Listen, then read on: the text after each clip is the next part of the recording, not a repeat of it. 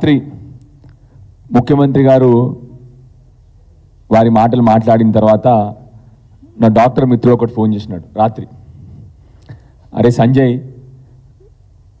కౌశిక్ రెడ్డి మీద హత్యా ప్రయత్నం జరిగింది, నువ్వు కూడా జాగ్రత్తగా ఉండరా, నువ్వేం మాట్లాడకు, నువ్వు ఎట్లాగూ మామూలుగానే నువ్వు ఏమి మాట్లాడవెట్లావు, కానీ నీకు ముందే వార్నింగ్ ఇస్తున్నా అంటే నేను చెప్పిన అవసరం వస్తే నేను కూడా మాట్లాడతాను కౌశిక్ రెడ్డి లాగానే. ఎందుకంటే ఏ రోజైతే నా ఉద్యోగం మానేసిందో నేను వచ్చింది కేవలం తెలంగాణ ప్రజల కోసం కాబట్టి ప్రాణాలు వదలని కూడా రెడీగా ఉన్నారా అని చెప్పిన. ఆయన అంటే అది ప్రాబ్లం కాదురా, నీకు అర్థమవుతలేదు, ఆయనకి పర్సనాలిటీ డిసార్డర్ ఉంది, ఒకరోజు ఆవేశం ఉంటుంది, ఒకరోజు తగ్గుతాడు, మళ్ళీ ఒకరోజు ఆవేశం, ఆ ఆవేశంలో ఏం చేస్తున్నాడో ఆయనకు తెలియదు, నీకు అందుకొరకే చెప్తున్నా అని చెప్పి నిన్న రాత్రి ఒక మానసిక డాక్టర్ నాకు ఫోన్ చేసి చెప్పినాడు. ఇది పరిస్థితి, రాష్ట్రం పరిస్థితి బాధాకరంగా ఉంది. మొన్న ముఖ్యమంత్రి గారు మీ ప్రెస్ మిత్రుల ముందలే చెప్తా ఉన్నారు, నన్ను గౌరవించకపోయినా పర్లేదు, రేవంత్ రెడ్డిని గౌరవించకపోయినా పర్లేదు, ముఖ్యమంత్రి స్థానాన్ని గౌరవించండి అని చెప్తా ఉన్నారు. మిమ్మల్ని ఒకటే ప్రశ్న అడుగుతున్నారు రేవంత్ రెడ్డి గారు, మిమ్మల్ని గౌరవిస్తాము, ముఖ్యమంత్రి పదవిని గౌరవిస్తాం, మేము ఏ రోజు అందరు మనుషుల్ని గౌరవిస్తాము, మిమ్మల్ని వేడుకునేది ఒకటే, మీరు దయచేసి ఈ మాట్లాడడం బంద్ చేసి తెలంగాణ ప్రజల పక్షాన తెలంగాణ బాగోగుల గురించి ఆలోచన చేయమని చెప్పి మేము రిక్వెస్ట్ చేస్తూ ఉన్నాను, వేడుకుంటా ఉన్నాను. గత 9 నెలల్లో 9 సంవత్సరాల వినాశనం చేసినారు మీరు. ఆల్రెడీ 9 సంవత్సరాలు తెలంగాణ వెనుకకు తీసుకుపోయినారు.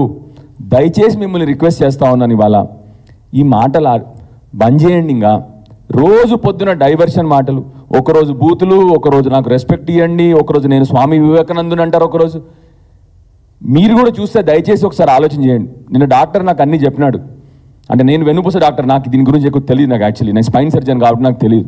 నిన్న డాక్టర్ చెప్తా ఉన్నాండి, నాయన నువ్వే చూడు సంజయ్, ఆయన పొద్దున ఒక మాట మాట్లాడతాడు, సాయంత్రం ఒక మాట మాట్లాడతాడు.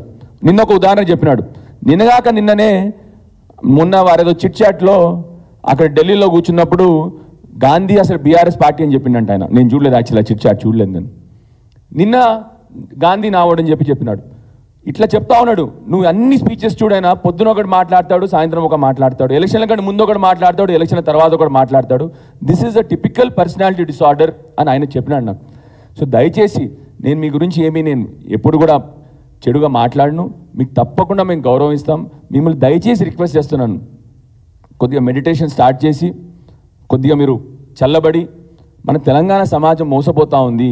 మీకు ఇంత పెద్ద పదవి వచ్చింది, మీకు ఒక ముఖ్యమంత్రి ఇంత మంచి చిన్న వయసులో ముఖ్యమంత్రి అయినారు. మీరు ఒక ఆబ్జెక్టివ్ పెట్టుకోండి, ఒక పాలసీ తయారు చేయండి, ఎక్కడికి పోవాలి అని ఆలోచన చేయండి. గత 10 ఏళ్ళు ఒక గొప్ప నాయకుడు కేసీఆర్ లాంటి నాయకుడు పాలనలో తెలంగాణ సమాజం దేశంలో నెంబర్ 1 అయింది. అందుకొరకే మిమ్మల్ని కించపరచాలని కాదు, ప్రజలు మిమ్మల్ని చూసి నవ్వుతా ఉన్నారు. ఇవాళ మిమ్మల్ని చూసి నవ్వుతే అది మాకు కూడా బాధ, ఎందుకంటే మీరు మా ముఖ్యమంత్రి, మీరు మా తెలంగాణకి రాష్ట్రానికి ముఖ్యమంత్రి. బయట మిమ్మల్ని చూసి నవ్వుతే మాకు కూడా నొప్పేస్తూ ఉంది. సో దయచేసి మిమ్మల్ని రిక్వెస్ట్ చేస్తూ ఉన్నాను నేను ఇవాళ, మిమ్మల్ని చేతులు ఎత్తి దోడిస్తూ ఉన్నాను, మిమ్మల్ని కొద్దిగా కంట్రోల్ తీసుకోండి రాష్ట్రాన్ని.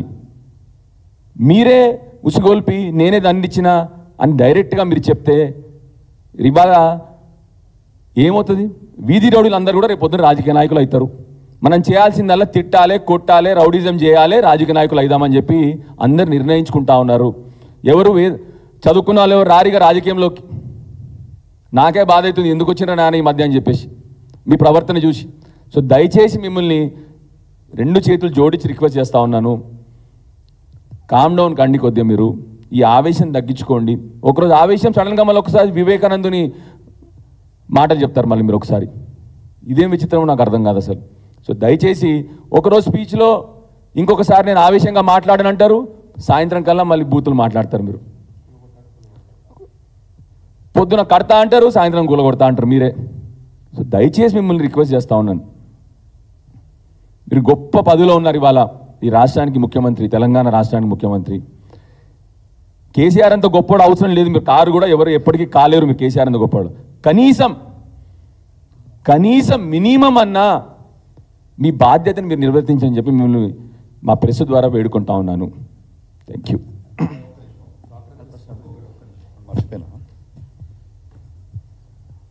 ఇంకొకటి ఖచ్చితంగా